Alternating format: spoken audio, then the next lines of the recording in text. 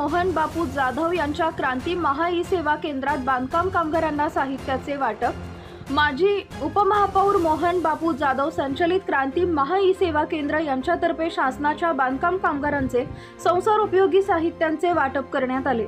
यावेळी माजी उपमहापौर मोहन बापू जाधव, पैलवान सुभाष गडदे, जिल्हाध्यक्ष भाजपा कामगार मोर्चा, केंद्र संचालक दत्तात्रय होनमुके, पत्रकार नजीर बारगीर, रामदास हत्ती, विलास जगताप, महेश कर्नाळे, उमेश काटकर, संदीप पवार, शशिकांत साळुंखे, प्रकाश मुळे, किसनदादा नलवडे आदींसह कामगार वर्ग व लाभार्थी उपस्थित होते।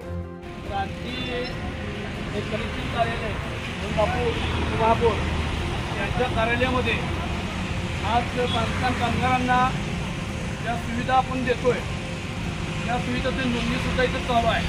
आज बांधकाम कामगारांना भांडी पेटी वाटप, आज भांडी वाटपाचा 200 रुपयाची साहित्य वाटप या ठिकाणी मोहन बापू जाधव यांच्या शुभ हस्ते या ठिकाणी होत आहे।